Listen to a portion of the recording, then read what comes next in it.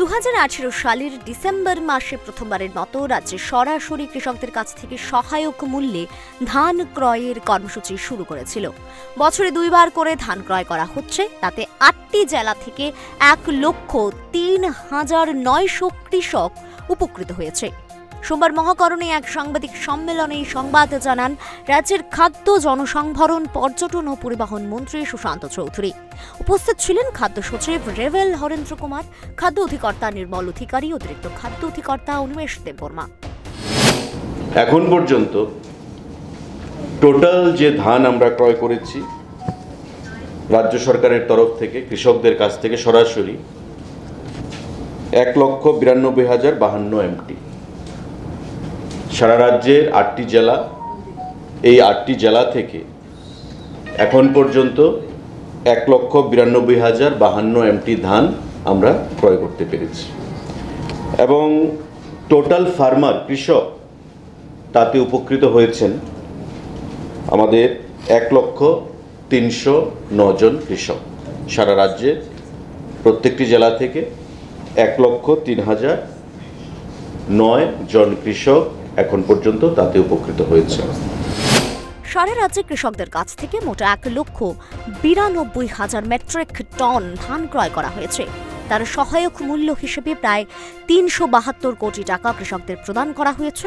প্রতি বছর খরিফ ও রবি এই 2 মরশুমে রাজ্যে প্রতিনিয়ত কৃষকদের কাছ থেকে ধান ক্রয়ের এই কর্মসূচি জারি রাখা হয়েছে।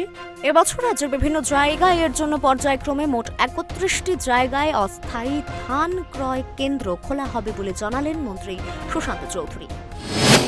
টোটাল যে অ্যামাউন্ট আমরা কৃষকদেরকে প্রদান করেছি, অর্থাৎ যে পরিমাণ ধান আমরা ক্রয় করেছি সেই অ্যামাউন্টই আমরা কৃষকদেরকে প্রদান করেছি, সেটা হচ্ছে এখন পর্যন্ত 372 কোটি টাকা। সারা রাজ্যে 1,03,009 জন কৃষককে 1,92,052 MT যে ধান আমরা ক্রয় করেছি তার এগেনস্টে প্রায় 372 কোটি টাকা এ রাজ্যে প্রদান করা হয়েছে।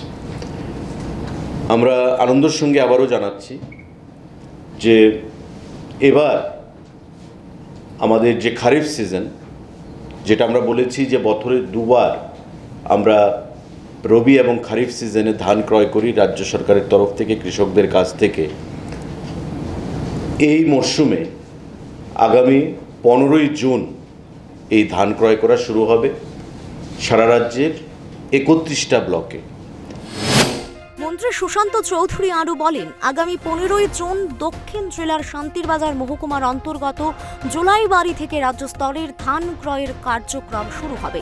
এই মরশুমে 15,000 মেট্রিক টন ধান কেনার লক্ষ্যমাত্রা নেওয়া হয়েছে এবং এজন্য সহায়ক মূল্য বাবদ মোট প্রায় 35 কোটি টাকা ব্যয় হবে। রাজ্যের বিজেপি সরকার প্রতিষ্ঠিত হওয়ার পর কৃষকদের কাছ থেকে সহায়ক মূল্যে ধান ক্রয় করে অর্থনৈতিকভাবে কৃষকদের স্বাবলম্বী করে গড়ে তুলছে এবং তার যে অনুষ্ঠানটা সেটা হবে জুলাইবাড়ি থেকে আমরা করব।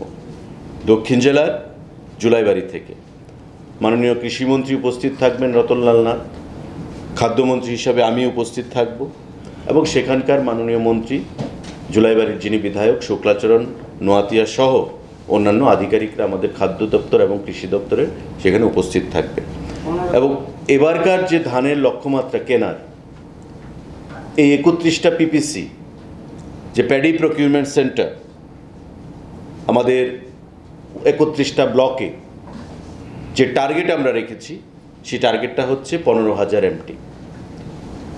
15,000 MT এটা কৃষি দপ্তর থেকে জেলার মহকুমা স্তরের বিভিন্ন আধিকারিকদের সাথে কথা বলে এই টার্গেটটা আমাদের খাদ্য দপ্তরকে দেওয়া হয়েছে। বিগত কয়েক বছরে রাজ্যের জনগণ ব্যবস্থার অধীনে ভোক্তাদের সংখ্যা একদিকে যেমন বাড়ছে, অন্যদিকে নতুন নতুন সামগ্রীও যোগ করা হয়েছে। এর ফলে বর্তমানে রেশন সামগ্রীর পরিবহন সহ সরকারি উদ্যোগে ধান ক্রয় করা ধান মিলগুলোতে পরিবহন ও মিলিংয়ের উৎপাদিত চাল সরকারি খাদ্য গুদামে অনেকটাই বৃদ্ধি পেয়েছে। Bureau report, Times 24। গ্যাস, অম্বল, গলা বুক জ্বালা ও পেটের অন্যান্য সমস্যার থেকে সুরক্ষিত থাকতে ব্যবহার করুন গ্যাসনল অরিও ফার্মা। 5 দশক ধরে মানুষের ভরসা।